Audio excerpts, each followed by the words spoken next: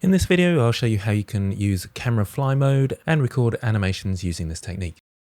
So I'm in Blender 3.2, as you can see down the bottom corner here, and I've got my screencast keys displayed at the bottom right here, and I can see the whole of my dungeon in the scene. Incidentally, if you want to learn how to make this dungeon, then check out the complete Blender Creator course, discount code in the description. This is currently section 6 of the course, although I am rewriting it. The new release will be in a couple of months' time, and anybody that buys now will have access to that update. Now, many of you might already know that you can press the tilde key, that's the one above the tab key, and by pressing that we come to this pie menu and we can select a different view. And I can, let's say, view through the camera here.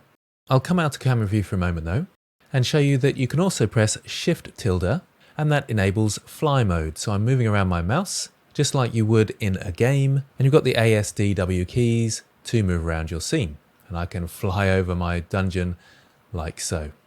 You've got all the controls down the bottom, so I don't really need to go through many of those, but left click will confirm your position and hold you there. Whereas if I go into fly mode again and start moving around, I can press right click to cancel, and that will go back to where I was.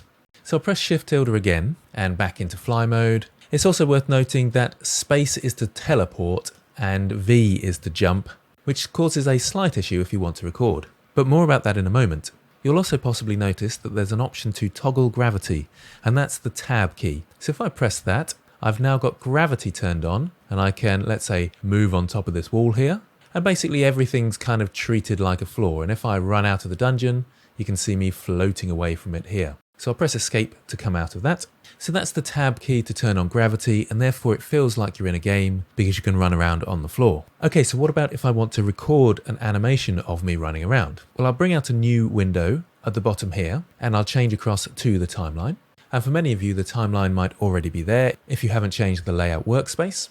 And we've got a record button where we can start recording our actions. So if I go into the camera by pressing 1 on my numpad, I've got this camera position set up here. Incidentally, if I select on the camera, so I'll go into the outliner, it's a little bit easier to select in there, and come down to the camera properties here, so the object data properties, the camera icon.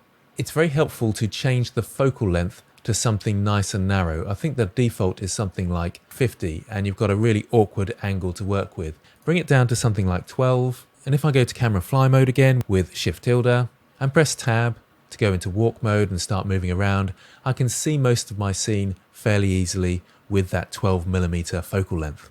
So I'll escape from that again, so I'll come back to my starting point, and I'll quickly go to top view and move my camera into a starting position. So just in the corner over here, and I'll probably run through my dungeon somewhere around here. Now if I go back to my camera, I can press the record button and press the spacebar to start an animation, then shift tilde and start running around.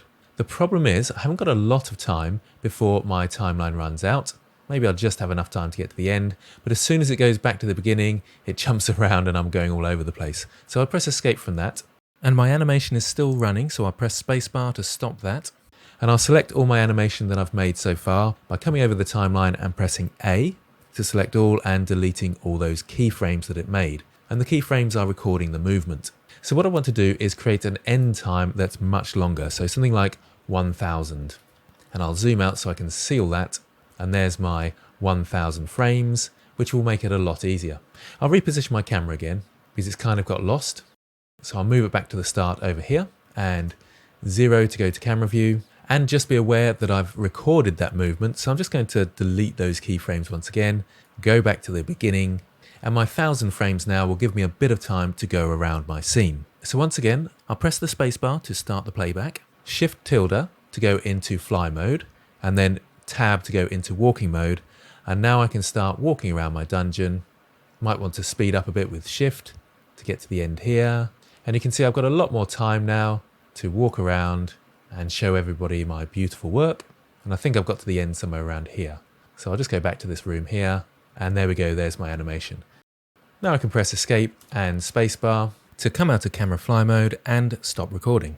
I've now got all the keyframes at the bottom, so I've got all my movement recorded, and you can see me going through here. Now I stop somewhere around here, so I can select these last ones here and delete those. And at the beginning, I can delete these ones.